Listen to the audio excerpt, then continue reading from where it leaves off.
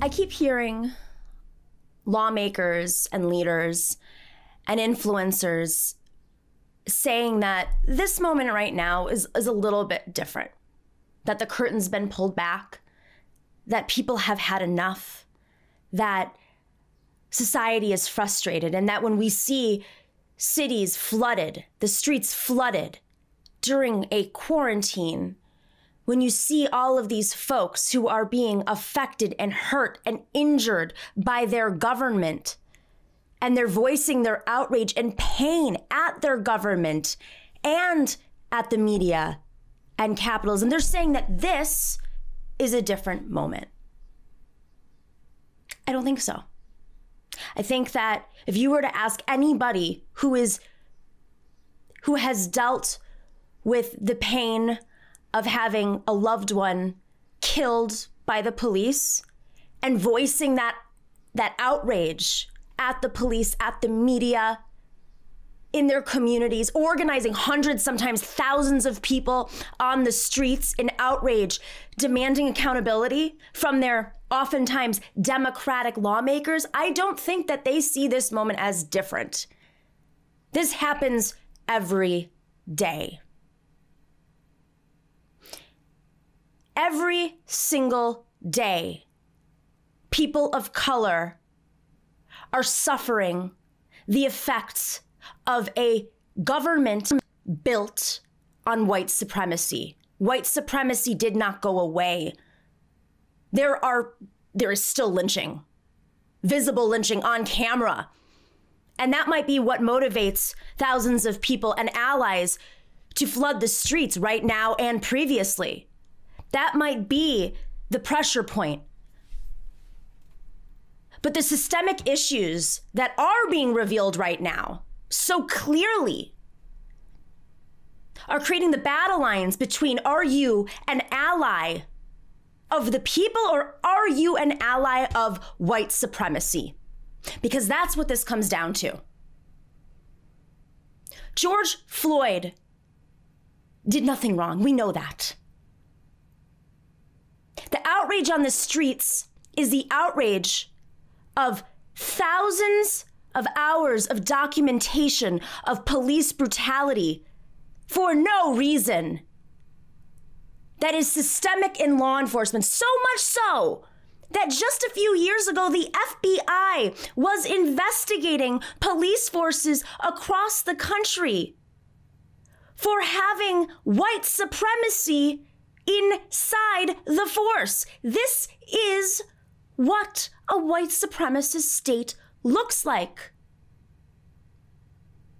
The state exercises its power over the people with its police force and military. But let's not kid ourselves. The capitalism that also exists in this country is what slavery was the model for. I'm hearing people online, Democrats online, talking about, well, you know, the protesters have to be respectful of property. Let's rewind a little bit. Property. What does property represent?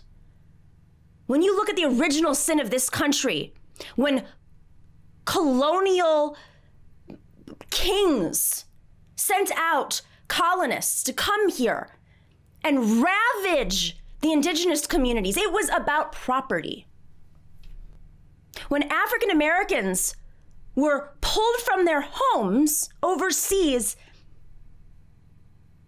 against their will, tortured, and forced to work without any money or property.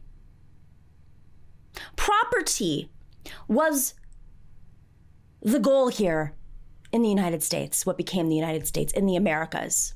That was the goal of the oppressors, of the supremacists, because it was very clear it came down to your skin tone. We know this, right? We've all learned our history if you're watching my show. It was about property, not about lives. It was about property. And that continued on with redlining. And when you see areas of this country that are on the front lines of climate change, the front lines of of food deserts, on the front lines of no economic development or investment, on the front lines of the charter school scheme, on the front lines of schools that are not funded, on the front lines of no access to clean water. That comes down to where you live, property. Everything in this country is based on what zip code you were born into and what color your skin is. Let's not fool ourselves right now. So what you're seeing on the streets is not just the outrage at the police state, which is there to control the masses. It is not just an outrage to the murder of civilians in 2020 for doing nothing wrong, based on a culture, a brainwashing of white supremacy in this country. It is to control the capitalist system that is built to benefit a small group of people who just happen to be white men. So when people say, don't make it about skin color, let's not pit everybody against each other. You're right. We should not be pitting everybody against each other. We should be acting in solidarity. White, black, brown, Latino, Asian, immigrants. We should all be working together to challenge this system because the police state is the weapon of the capitalist state. When you are born in a zip code and you don't know if your father will get locked up or not for something unjust, setting off your life course because suddenly your home is a single parent home. Your mom, who works 2-3 jobs, has to support the family. This is what neoliberalism designed. They designed the crime bill. They took the real estate developer money that made modern day redlining okay. They're the ones who backed charter schools that were racist. They're the ones who decided to strip funding from public schools. They're the ones who have not fought for a fair wage and for workers' rights. They're the ones who took on unions in the late 70s and kicked them out of the Democratic Party and brought in the lobbyists. They're the ones who thought, oh, it is okay to target black and brown communities to join the military and offer them schooling or gimmicks. This is a neoliberal plan, not a right-wing plan. And if you are watching our Democratic mayors around the country right now and saying, why aren't they doing something? Why are they being silent? Why are they tweeting supportive protesters or, in worst cases, yelling at protesters and calling them looters? Well, looting, oh, we know about looting. Our country was built off of looting.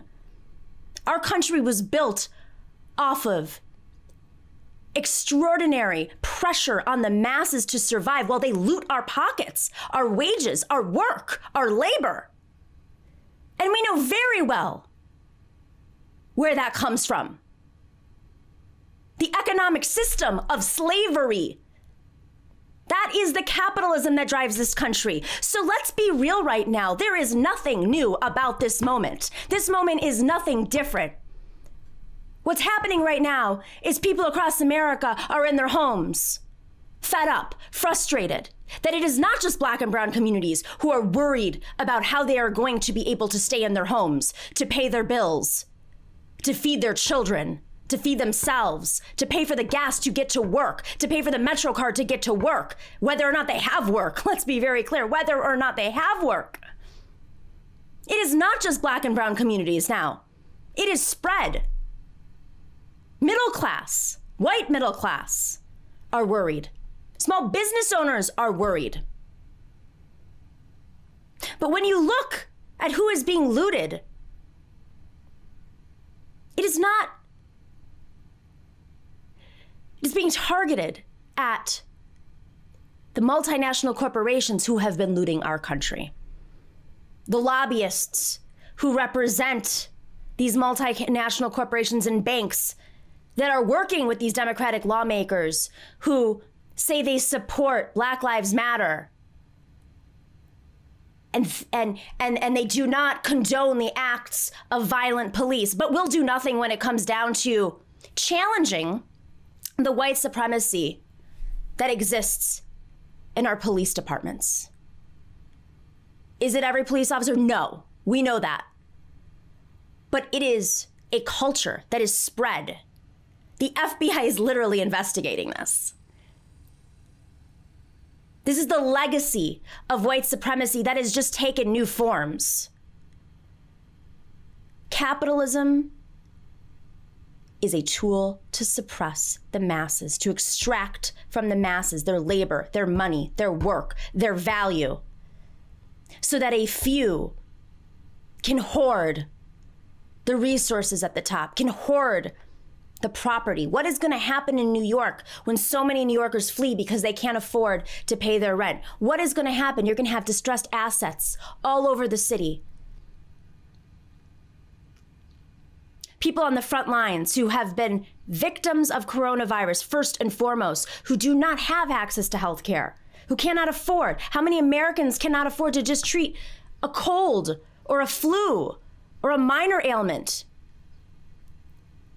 This is all a symptom of the greater systemic issues of this country that, let's not forget, were built from the business model of white supremacy.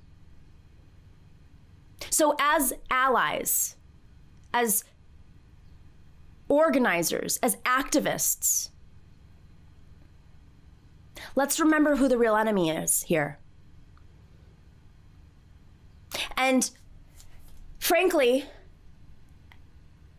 our Democrats who are sitting silent right now are saying, go vote. That's how you will weed out white supremacy.